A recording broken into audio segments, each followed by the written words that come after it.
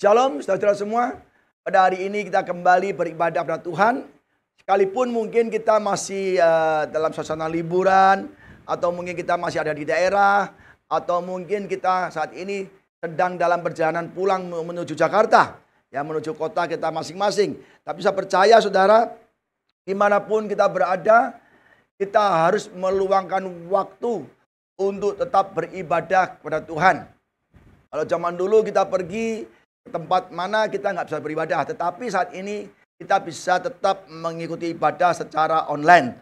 Saya berdoa kiranya Tuhan Yesus menyertai perjalanan saudara dari daerah ke Jakarta atau yang masih di daerah.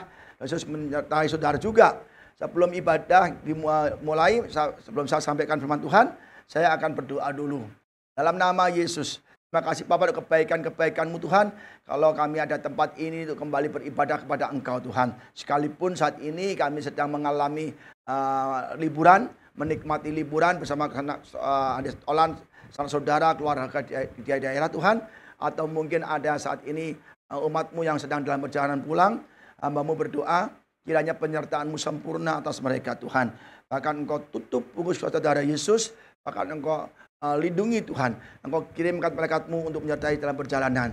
Jauhkan dari kecelakaan, jauhkan dari para bahaya. Sehingga umat-Mu bisa sampai ke Jakarta dengan selamat, tidak kurang apapun. Terima kasih Bapak, kalau sebentar hamba-Mu akan menyampaikan firman-Mu. Biarlah Kau urapi hamba-Mu, Kau taruh perkataan dan bibir hamba-Mu, ambil alih hamba-Mu Tuhan. Juga urapi setiap jemaat yang mendengarkan, yang mengikuti ibadah ini Tuhan. Dan biarlah ibadah ini menjadi kekuatan bagi kami semua. Terima kasih Bapak, hanya dalam nama Yesus yang siap untuk dengar firman Tuhan. Mari sama-sama katakan amin. Salam saudara, hari ini saya akan melanjutkan khotbah saya minggu lalu. Kalau minggu lalu tentang kuasa kematian Yesus yang memulihkan kita, atau ya sekarang kita akan melanjutkan dengan judul The Resurrection of Jesus from the End Times Perspective, atau kebangkitan Yesus dalam sudut pandang akhir zaman. Kita tahu saudara, Yesus telah mati dan di hari ketiga dia bangkit dan dia naik ke surga. Dan ketika Yesus bangkit, maka orang percaya di dalam Yesus juga dibangkitkan, ya, melalui rapture. Dan juga akhirnya kita akan dibawa bersama Yesus untuk kembali di dalam kerajaan 10 tahun di bumi ini. Mari kita awali dengan ayat Matius 28 ayat 1. Ini sedikit tentang kematian Yesus. Bangkitannya juga ya. Setelah hari Sabat lewat menjelang menyingsingnya fajar, pada hari pertama minggu itu, pergilah Maria Magdalena dan Maria yang lain. Maria Magdalena dan Maria yang lain menengok kubur itu. Maka terjadilah gempa bumi yang hebat. Sebab seorang malaikat Tuhan turun dari langit dan datang ke batu itu dan menggulingkan lalu duduk di atasnya. Ini kita perhatikan saudara, terjadi gempa bumi yang hebat. Sebab seorang malaikat Tuhan turun dari langit dan datang ke batu itu dan menggulingkannya lalu duduk di atasnya. Ini salah satu dari banyak bukti bahwa Yesus adalah Tuhan. Ya, di mana orang tidak ada yang bangkit, ya. Terus ada gempa bumi yang spektakuler, ada malaikat datang menggulingkan batu yang menutup kubur Yesus, dan banyak kejadian-kejadian lainnya. Ini membuktikan bahwa Yesus adalah Tuhan yang sudah dikatakan bahwa dia akan bangkit. Dan penjaga-penjaga itu gentar, ketakutan, dan menjadi seperti orang-orang mati. Dan bahkan penjaga-penjaga kubur Yesus pun juga menyaksikan bahwa waktu Yesus dikuburkan, dijaga kuburnya, disegel, dijaga oleh pasukan. Dan ketika Yesus bangkit, ada malaikat datang menggulingkan pintu kuburnya. Penjaga-penjaga itu gentar, ketakutan, dan menjadi seperti orang-orang mati. Terkejut, kaget. Kok ada malaikat, batunya terguling. Yesus juga ada lagi. Jelas sekali bahwa penjaga jadi saksi. Tapi ketika sampai kepada imam kepala, dia melaporkan kejadian sesungguhnya. Imam-imam dan tua-tua Yahudi memberikan sejumlah uang besar untuk mengatakan bahwa murid Yesus mencuri mayat Yesus saat penjaga tidur. Jelas tidak mungkin. Mana bisa batu besar digulingkan ya, kayak seperti ini saudara. Ini ada replikanya, batu besar digulingkan tanpa ketahuan. Sebab di sini banyak tentara yang berjaga-jaga untuk menjaga kubur Yesus. Ditutup begini saudara, dan disegel dan dijaga tentara. Mana bisa tentara tidur waktu saat berjaga. Ketika terguling, sampai ada malaikat duduk di batu itu. Terkejut sekali itu prajuritnya. Jadi ini kabar bohong yang disiarkan sampai sekarang banyak orang-orang percaya. Banyak orang-orang percaya bahwa Yesus itu mayatnya dicuri oleh orang, murid-murid sendiri. Bahkan saudara-saudara kita seberang mengatakan bahwa Yesus tidak bangkit, tapi mayatnya dicuri, saudara ya. Dan sekali, dan ini akan tetapi malaikat itu berkata kepada perempuan itu, janganlah kamu takut, sebab aku tahu kamu mencari Yesus yang disalibkan. Perhatikan ayat ke-6, sangat penting saudara. Ia tidak ada di sini sebab ia telah bangkit. He is risen. Ya. Sama seperti yang telah dikatakannya. Mari lihatlah tempat ia berbaring. Sama seperti yang telah dikatakannya. Yesus berulang kali mengatakan kepada murid-muridnya, anak manusia akan diserahkan, akan dihukum mati, akan disalibkan, ya, mati, dan di hari ketiga bangkit. Itu jelas 3-4 kali dikatakan kepada murid-muridnya. Jadi jangan sampai ketika dia benar-benar bangkit, muridnya nggak percaya. Yesus bangkit supaya mereka percaya. Oh iya, ini sudah sering kali Yesus mengatakan bahwa Yesus akan disalib, akan mati, dan akan bangkit lagi di hari ketiga. Tetapi nyatanya murid-muridnya juga masih tidak percaya. Sampai Thomas berkata, aku tidak akan percaya kalau Yesus bangkit. Kalau aku belum menunjukkan jariku ke lubang paku di tangannya dan di lubang bekas tusukan di lambungnya. Thomas tidak percaya. Sudah 3 kali lebih Yesus mengatakan aku akan mati, akan bangkit di hari ketiga. Saudara, ya ini jelas sekali bahwa Yesus benar-benar bangkit karena dia mengatakannya sendiri. Kita lihat ayatnya saudara. Next one. Next. Matius 27 ayat 50 sampai 53. Yesus berseru pula dengan suara nyaring, lalu menyerahkan nyawanya, dan lihatlah tabir bait suci terbelah 2 dari atas sampai ke bawah, dan terjadilah gempa bumi dan bukit-bukit batu terbelah. Ya, kita sudah bahas minggu lalu mengenai kematiannya. Ya, kita lihat sekali. Dan kuburan-kuburan terbuka, dan banyak orang kudus yang telah meninggal bangkit. Dan sesudah kebangkitan Yesus, mereka pun keluar dari kubur lalu masuk ke kota kudus dan menampakkan diri kepada banyak orang. Ya, ketika Yesus mati, kuburan-kuburan terbuka dan banyak orang kudus telah meninggal. Kita perhatikan, telah meninggal bangkit ya. Orang-orang kudus yang telah meninggal bangkit. Kita perhatikan ayat 3. Dan sesudah kebangkitan Yesus, ya, mereka pun keluar dari kubur lalu masuk ke kota kudus dan menampakkan diri kepada banyak orang. Jadi orang-orang yang bangkit bersama Yesus, bangkit itu mereka menampakkan dirinya di kota kudus, di Yerusalem. Seperti Yesus. Dia bangkit sebagai yang sulung dan dia bangkit menampakkan diri selama 40 hari. Dan orang-orang yang dibangkitkan juga itu, dia menampakkan diri kepada banyak orang. Kita lihat kisah para rasul 1 ayat 3. Kepada mereka, ia menunjukkan dirinya setelah penderitaannya selesai. Dan dengan banyak tanda, ia membuktikan bahwa ia hidup. Yesus bangkit dan dia memberikan banyak tanda bahwa ia hidup. Sebab selama 40 hari ia berulang-ulang menampakkan diri dan berbicara kepada mereka tentang kerajaan Allah.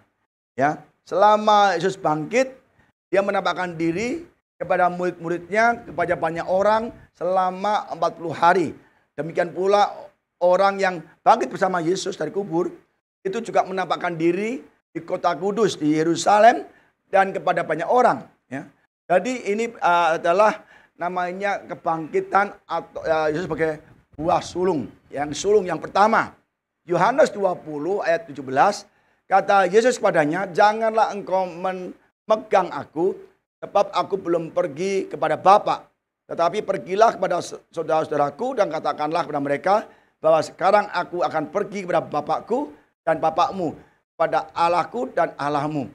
Jadi ketika Maria Magdalena dia bertemu dengan Yesus di kubur, dia mau menjamah, ya kan, jubah Yesus. Tapi jangan dulu, sebab aku belum pergi kepada Bapa. Kemana? Untuk memberikan ke Yerusalem, untuk memberikan semua tuayannya yang dia Tuhan pertama. Buah sulung itu sendiri, saudara. Kita lihat ayatnya. 1 Korintus 15 ayat 16-20. Jadi, saudara, ini Yesus ketika dia bangkit, ya Maria Magdalena bilang, jangan dulu, aku mau ke Bapak dulu. Aku kamu menyerahkan semua tuayan-tuayan kebangkitan itu untuk kepada Bapak. Maka di kitab Wahyu nanti akan kita bahas bahwa Yesus sudah naik ke surga, naik ke bertemu Bapak, menyerahkan segala orang yang ditebusnya. Ya, kita lihat lagi ayat berikutnya. 1 Korintus 15 ayat 16 sampai 20, ya. Sebab jika benar orang mati tidak dibangkitkan, maka Kristus juga tidak dibangkitkan. Dan jika Kristus tidak dibangkitkan, maka sia-sialah kepercayaan kamu dan kamu masih hidup di dalam dosamu. Nah, jelas sekali kalau tidak ada kebangkitan dari orang-orang, maka Yesus juga tidak dibangkitkan. Apakah ada kebangkitan orang? Ada. Di perjanjian lama waktu itu ada Nabi Yeskiel yang dibawa secara supernatural ke lembah. Di sini ada banyak tulang-tulang kering. Tulang-tulang dari tentara-tentara yang mati, yang berserakan. Dikatakan kepada Yeskiel, Yeskiel apa yang kau lihat? Apa dikatakan Yeskiel? Tulang-tulang mati yang kering Tuhan. Tetapi Yesus berkata, Tuhan berkata, dia bukan tulang-tulang mati, tapi dia adalah manusia masa hidup. Kaget si Yeskiel. Akhirnya secara singkat Tuhan menyuruh Yeskiel untuk bernubuat berkata kepada tulang-tulang kering itu. Dan ketika bangkitlah kau, maka itu tulang-tulang itu bergerak, bunyi semua ketok semua pada mengumpulkan satu-satu sampai ke tubuhnya. Akhirnya menjadi tentara dalam jumlah yang besar. Itu kebangkitan jasmani, walaupun nanti dia akan mati lagi. Ya. Yang kedua, di perjanjian baru, kita lihat juga ada kebangkitan orang. Salah satunya adalah Lazarus yang telah mati, yang 4 hari dikubur, yang sudah berbau, juga Yesus bangkitkan. Yang ada lagi yang perempuan Nain, yang di Nain juga anaknya dibangkitkan. Jadi banyak orang-orang yang dibangkitkan sebelum Yesus bangkit. Maka dikatakan jika benar orang mati tidak dibangkitkan, maka Kristus juga tidak dibangkitkan. Dan jika Kristus tidak dibangkitkan, maka sia-sialah kepercayaan kamu dan kamu masih hidup dalam dosa. Benar saudara, kalau Yesus telah mati dan tidak bangkit, maka sia-sialah ibadah kita dan kita masih hidup dalam dosa. Kalau Yesus tidak bangkit, ya percuma kita ibadah. Lebih baik kita makan dan minum pesta pora, kemana-mana jalan-jalan. Sebab kita mati juga kita binasa. Buat apa kan? Kita baca lagi ayat 18. Demikianlah binasa juga orang-orang yang mati dalam Kristus. Jadi kalau Yesus tidak bangkit, maka kita semua juga akan binasa. Jikalau kita hanya dalam hidup ini saja menaruh pengharapan pada Kristus, maka kita adalah orang-orang yang paling malang dari segala manusia. Jadi saudara, kalau kita itu berharap saja kepada menaruh perhatian kita kepada Kristus hanya untuk urusan di dunia ini, ya, bahkan kita akan hanya hidup di dunia ini saja. Kita percaya kepada Yesus hanya sekedar sampai di dunia ini saja. Kita yang malang, kita adalah orang malang. Padahal kalau kita percaya kepada Yesus, kita berharap bahwa kelak kita akan dibangkitkan kembali dan kita akan dibawa ke surga, ke Millennium Kingdom, ya, kerajaan 1000 tahun. Kemudian kita akan dibawa lagi ke langit baru, bumi baru, yaitu surga. Jadi kalau sekedar kita percaya Yesus untuk berkat, untuk mujizat, kesembuhan, pemulihan, damai sejahtera, sukacita, yang hanya untuk di bumi saja, kita disebut orang-orang malang, saudara. Jadi kita tidak usah terlalu fokus kepada apa yang di dunia ini. Kalau kita fokus pada dunia ini, jadi katakan kita orang malang, maka kita harus fokus bahwa kita menaruh pengharapan kita kepada Yesus. Karena ada janji bahwa kita yang mati atau yang masih hidup dalam Kristus, kita akan diangkat ketika Yesus akan datang kembali. Untuk jemaatnya kita akan diangkat dan dibawa ke surga. Dan kita akan ditaruh menjadi imam-imam dan raja-raja di kerajaan 1000 tahun di bumi nanti. Nah, itu janji Tuhan. Setelah itu 1000 tahun kita akan dibawa lagi ke langit baru dan bumi baru, di mana nggak ada duka cita, nggak ada tua, nggak ada sakit penyakit untuk selama-lamanya. Bahkan kita tinggal bersama Tuhan Yesus. Jadi ini harus kita perhatikan, saudara, bahwa hidup di dunia ini nggak lama. Hidup di dunia sangat singkat. Perhatikanlah cara hidup kita. Hiduplah dengan bijaksana. Jauhi dosa. Jangan kembali kepada hidup kita yang lama. Tapi kembalilah kita hidup bersama Yesus sebagai ciptaan yang baru. Maka ketika nanti Yesus datang, kita akan diangkat dan dibawa ke surga, saudara. Jangan sampai kita terlewatkan, ya. Tetapi yang benar ialah bahwa Kristus telah dibangkitkan dari antara orang mati sebagai yang sulung dari orang-orang yang telah meninggal. Jadi jelas sekali Yesus bangkit, itu kebangkitan pertama yang sulung. Baru saja Yesus bangkit, maka semua orang yang bangkit dari kubur juga dibangkitkan. Ya kan, tadi katakan juga dibangkitkan. Jadi Yesus adalah sebagai yang sulung yang dibangkitkan. Ya. Matius 16 ayat 21. Sejak waktu itu Yesus mulai menyatakan kepada murid-muridnya bahwa ia harus pergi ke Yerusalem dan menanggung banyak penderitaan dari pihak tua-tua, imam-imam kepala dan ahli Taurat, lalu dibunuh dan dibangkitkan pada hari ketiga. Ini tadi saya katakan bahwa Yesus sudah mengatakan berkali-kali, berulang kali kepada murid-muridnya bahwa dia akan diserahkan kepada tua-tua, imam-imam kepala, ahli Taurat, lalu dibunuh dan akan dibangkitkan pada hari ketiga. Jadi jelas, kalau Yesus ngomong pasti digenapi. Kalau Yesus ngomong pasti terlaksana. Kalau Yesus gak bangkit, percuma kita percaya kepada Yesus. Karena Yesus tidak bisa dipercaya. Kalau Yesus gak bangkit kan, dia ngomong kok, aku akan diserahkan, akan dibunuh, akan mati, dan bangkit hari ketiga. Kalau gak bangkit gimana? Mana kita bisa mau percaya kan? Jadi benar-benar Yesus adalah Tuhan yang bisa dipercaya. Dan apapun yang dikatakan pasti digenapi. Maka kalau saudara, kalau Yesus berkata bahwa kita akan dibangkitkan, akan dibawa Tuhan Yesus ke awan-awan berjumpa dengan Yesus dan dibawa ke surga dan akan berada di mana Yesus berada, itu benar-benar akan terjadi. Tetapi ada syaratnya untuk diangkat Tuhan, ada syaratnya untuk dibangkitkan, untuk dibawa ke surga. Ya, kita lihat ayat berikutnya, saudara. Roma 8 ayat 11. Dan jika roh dia yang telah membangkitkan Yesus dari antara orang mati diam di dalam kamu, maka ia yang telah membangkitkan Kristus Yesus dari antara orang mati akan menghidupkan juga tubuhmu yang fana itu oleh rohnya yang diam di dalam kamu. Katakan, Bapa di surga yang membangkitkan Yesus ya dari antara orang mati juga akan menghidupkan kembali tubuh yang fana oleh roh. Jadi jelas sekali ini adalah kebangkitan bagi kita yang hidup dalam Kristus. Kita percaya oleh kuasa kebangkitan Yesus, kita juga akan dibangkitkan. Nah, kita lihat jelas lagi di 1 Korintus 15 ayat 51 sampai 56. Ya, ini secara rinci ya. Kejadiannya bagaimana terjadi waktu pengangkatan, waktu kebangkitan orang percaya. Kita lihat ayat 51.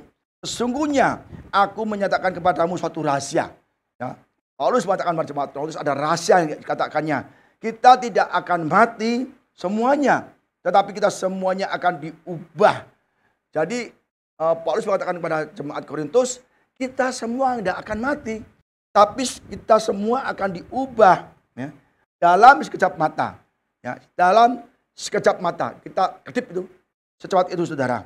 Pada waktu bunyi nafiri yang terakhir, sebab nafiri akan berbunyi dan orang-orang mati akan dibangkitkan dalam keadaan yang tidak dapat binasa. Dan kita semua akan diubah. Ya. Orang-orang mati yang dibangkitkan. Karena yang dapat binasa harus mengenakan yang tidak dapat binasa. Dan yang mati harus mengenakan yang tidak dapat mati. Jadi tubuh kita yang mati ini, tubuh ya jasmani kita, ya, kita akan diubahkan dalam sekejap mata, dalam sekedip mata, akan menjadi tubuh kemuliaan. Dan kita akan dibangkitkan.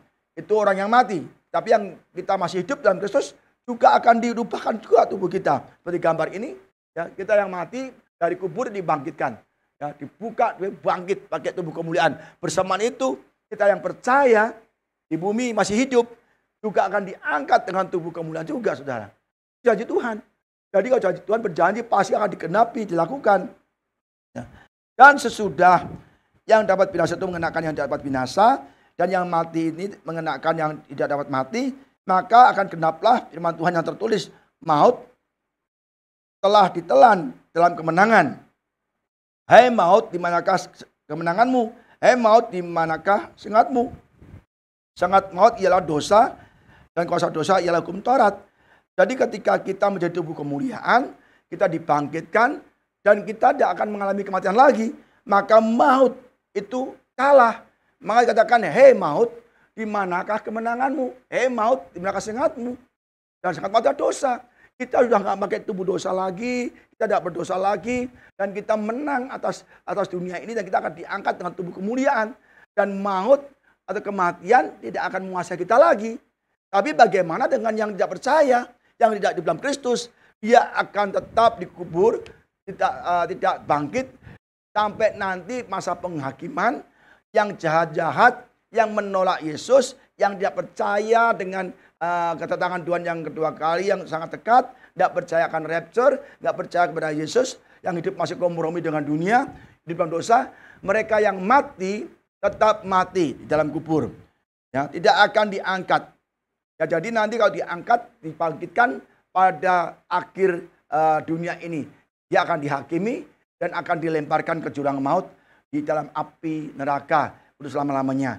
Bagaimana juga kalau yang tidak dalam Kristus, orang yang jahat yang menolak Yesus, hidup dalam dosa, kompromi, toleransi, sama kuku, tidak cinta Yesus, dia nggak diangkat, dia tetap di bumi. Yang lain yang dalam Kristus diangkat sama-sama, atau sebelahnya tertinggal. Orang yang tidak mengasihi Yesus, ibadah nggak sungguh-sungguh, dia akan masuk ke dalam suatu masa disebut masa kesesakan besar. Atau masa tribulasi, great tribulasi di dunia ini. Untuk apa? Untuk menerima hukuman aniaya. Ya, 7 meterai, 7 sangkakala, 7 cawan murka Allah. Kita sudah bahas yang tahun lalu. Begitu mengerikan, saudara. Jadi kita akan mengalami masa tribulasi jika kita saat ini masih kompromi dengan dosa, toleransi, ibadah nggak sungguh-sungguh, ibadah nggak serius, masih suka melakukan hal yang berkenan kepada Tuhan, dan kita akan tidak diangkat, tapi akan mengalami berbagai aniaya, tribulasi, saudara. Jadi saya anjurkan, saya sarankan saudara harus benar-benar mulai merubah diri kita untuk hidup seperti Kristus. Nah, jadi Yesus bangkit sebagai buah sulung, ya, dan ada buah kebangkitan yang kedua, ya. Buah kebangkitan dari Yesus yang kedua nih, ya. Kisah Para Rasul 1 ayat 11, dan berkata kepada mereka, hei orang-orang Galilea, mengapakah kamu berdiri melihat ke langit? Yesus ini yang terangkat ke surga, tinggalkan kamu dan akan datang kembali dengan cara yang sama seperti kamu melihat dia naik ke surga. Di sini Yesus akan turun lagi ke dunia untuk mengangkat kita, orang-orang kudus, orang-orang yang suci, orang-orang yang cinta Tuhan, orang-orang yang benar hidupnya, itu akan diangkat sebagai buah kebangkitan yang kedua. Dan itu akan dipersembahkan kepada Bapa di surga nanti, saudara, ya. Kita lihat gimana kejadiannya. 1 Tesalonika 4 4 ayat 16 sampai 17 dikatakan, sebab pada waktu tanda diberi, yaitu pada waktu penghulu malaikat berseru dan sangkakala Allah berbunyi, maka Tuhan sendiri, Tuhan Yesus sendiri akan turun dari surga dan mereka yang mati dalam Kristus akan lebih dahulu bangkit. Katakan, Yesus akan datang sendiri. Wah, ini benar-benar terhormat kita yang mati dalam Kristus, yang hidup dalam Kristus. Kita akan dijemput langsung oleh Yesus sendiri.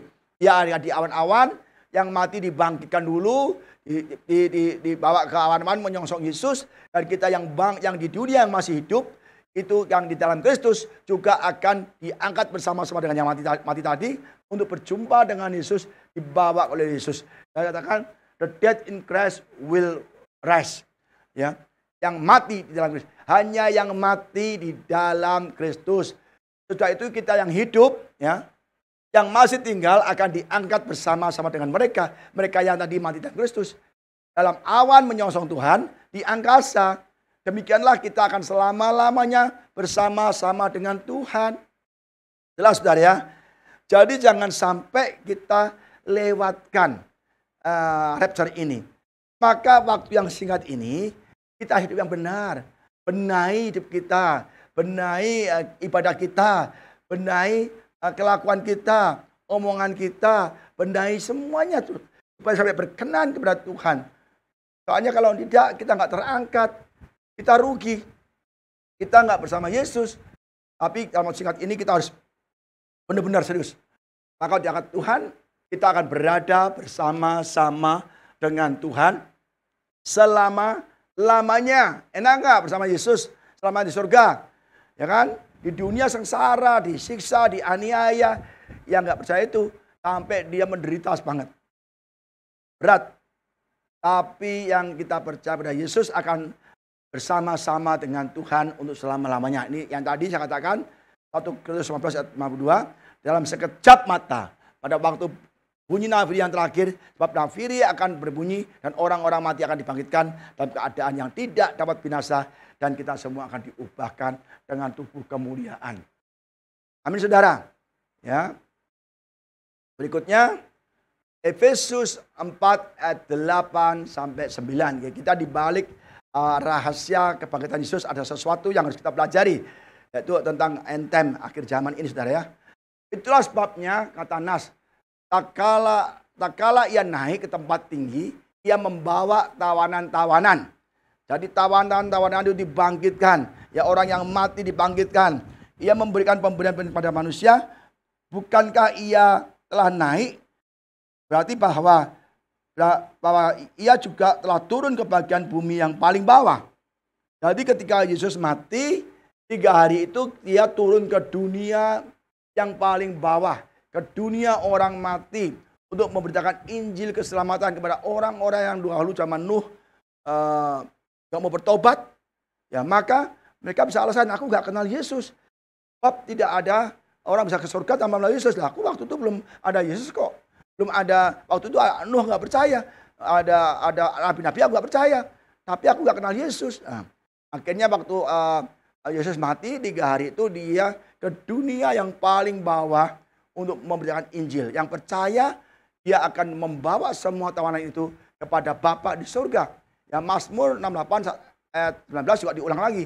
Engkau telah naik ke tempat tinggi, telah membawa tawanan-tawanan. Engkau telah menerima persembahan di antara manusia, bahkan dari pemberontak untuk diam di sana, ya Tuhan Allah.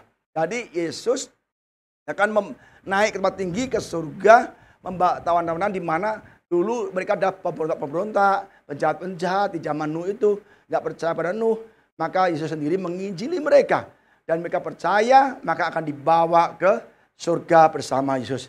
Kita lihat bagaimana ketika mereka bersama Yesus di surga. Wahyu 5 ayat 6 sampai 14. Maka aku melihat di tengah-tengah takhta dan keempat makhluk itu, dan di tengah tua-tua itu berdiri seekor anak domba. Ini Yesus Kristus. Ya, seperti telah disembelih, ya, telah dibunuh di kayu salib. Bertanduk 7 dan bermata 7. Itulah ketujuh roh Allah yang diutus ke seluruh bumi. Lalu datanglah anak domba itu dan menerima gulungan kitab itu dari tangan dia yang duduk di atas taktanya. Kata itu, ketika ia mengambil gulungan kitab itu, tersungkurlah keempat makhluk dan ke-24 tua-tua itu di hadapan anak domba itu. Ya. Masing-masing memegang satu kecapi dan satu cawan emas penuh dengan kemenyan, itulah doa orang-orang kudus. Dan mereka menyanyikan suatu nyanyian baru, katanya, engkau layak menerima gulungan kitab itu dan membuka meterai-meterainya karena engkau telah disembelih dan dengan darahmu engkau telah membeli mereka bagi Allah dari tiap-tiap suku dan bahasa dan kaum dan bangsa. Yesus yang telah disembelih, yang telah mati kayu salib, dia yang layak untuk membuka kitab itu, yang dimeteraikan itu. Berisi apa? Berisi dari kejadian yang telah terjadi, kejadian sekarang, dan kejadian yang pasti akan terjadi. Maka kalau kita baca kitab Wahyu, kita tahu bahwa apa yang akan terjadi itu akan terjadi benar-benar. Ya, masa depan iblis akan masuk ke lautan api, masa depan orang yang menolak Yesus, ya, yang suam-suam kuku, yang toleransi, kompromi, dia juga akan dilemparkan ke lautan api neraka atau mungkin masuk dulu masa tribulasi dan dia tetap akan akhirnya dimasukkan ke lautan api. Ya. Tapi yang percaya Yesus setia, dia juga masa depannya akan diangkat ketika Yesus datang tanpa melalui masa tribulasi, tapi langsung diangkat dan dibawa ke surga. Jadi kitab Wahyu itu berisi sangat luas sekali tentang apa yang akan terjadi atau masa depan dunia ini. Dan ada orang percaya ada upahnya di surga, yang nggak percaya dihukum. Maka dengan membaca kitab Wahyu kita tahu apa yang kita perbuat. Jangan suam-suam kuku, jangan kehilangan cinta mula-mula, jangan kompromi, jangan toleransi, ya kan? Jadi kita harus setia, ya, seperti jemaat Philadelphia, saudara ya. Kita lihat lagi next ayat yang terakhir. Dan engkau telah membuat mereka menjadi suatu kerajaan, jadi imam-imam bagi Allah kita, dan mereka akan memerintah sebagai raja di bumi. Jadi kita yang diangkat Yesus, di rapture, dibawa ke awan, dibawa ke surga. Nanti setelah masa tribulasi selesai, penghukuman bagi orang yang tidak percaya, maka Yesus akan kembali bersama kita yang diangkat itu untuk menduduki bumi selama 1000 tahun. Dan Yesus akan menjadi raja. Jadi Taman Eden yang telah rusak karena dosa Adam akan kembali lagi di bumi nanti. Ya, tapi yang memerintah langsung Yesus.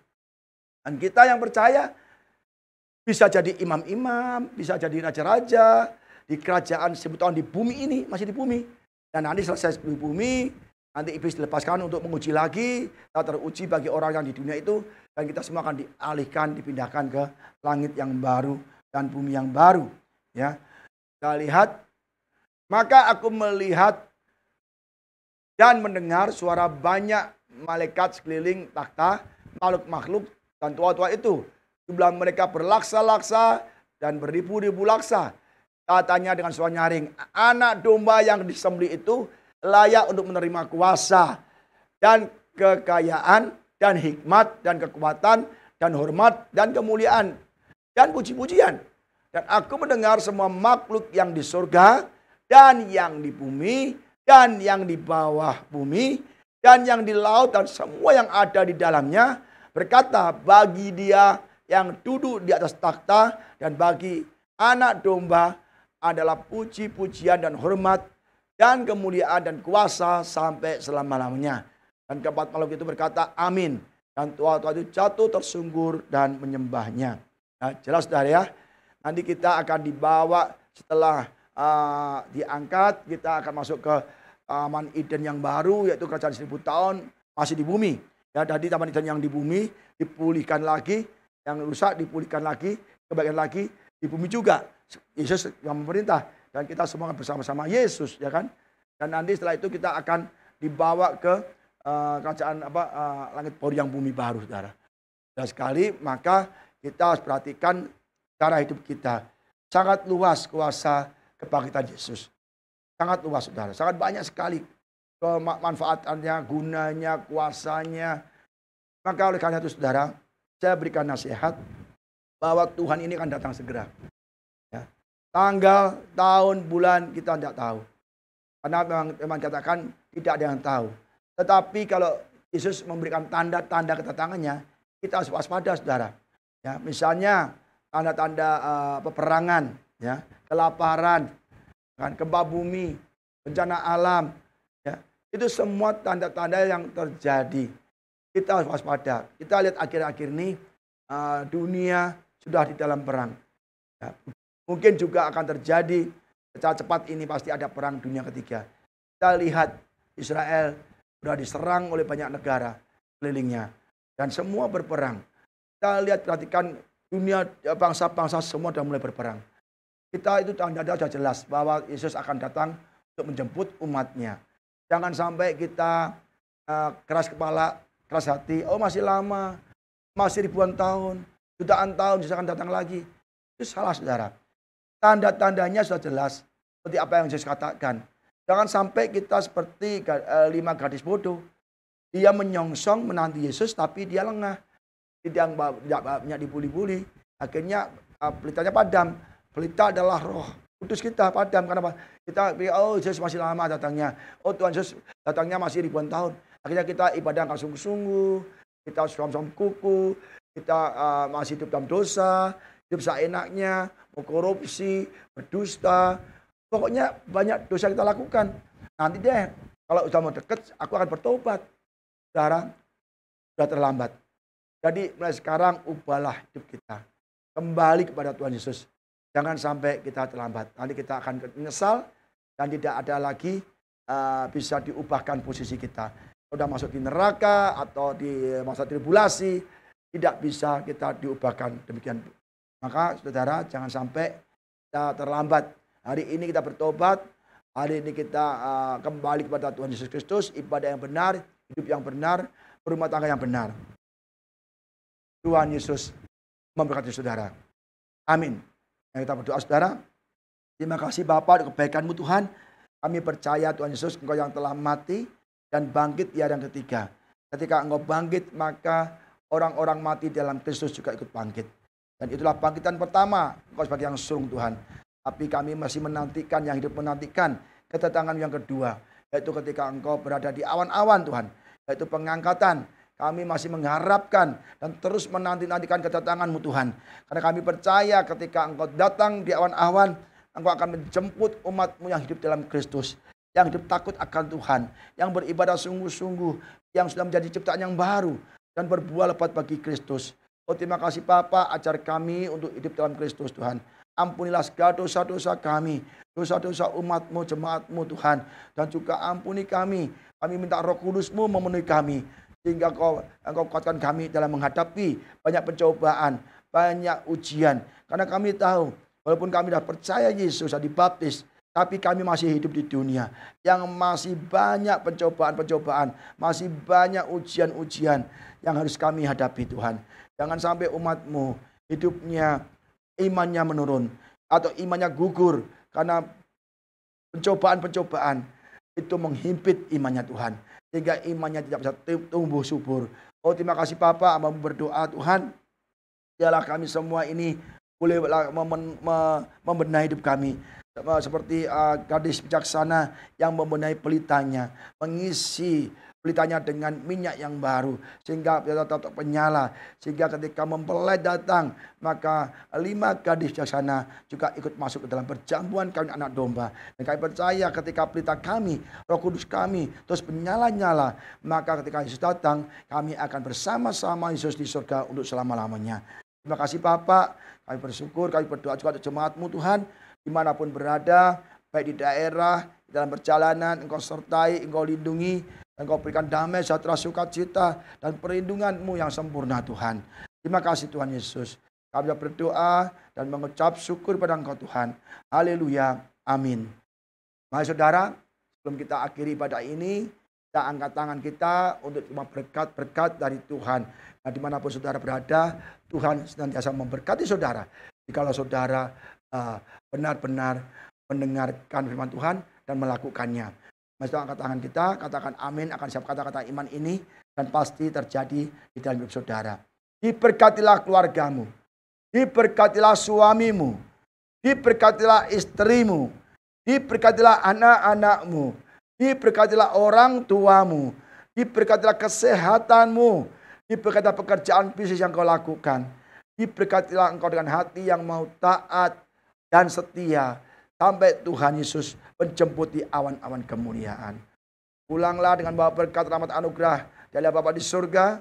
Cinta kasih yang Tuhan Yesus Kristus melalui salibnya dan kebangkitannya. Penyertaan, pertolongan, penghiburan, sukacita, damai sejahtera dari Roh Kudus Allah menyertai kita semua pada siang hari ini sampai selama-lamanya. Hanya di dalam nama Tuhan Yesus Kristus yang percaya dan sudah diberkati, mari sama-sama katakan amin.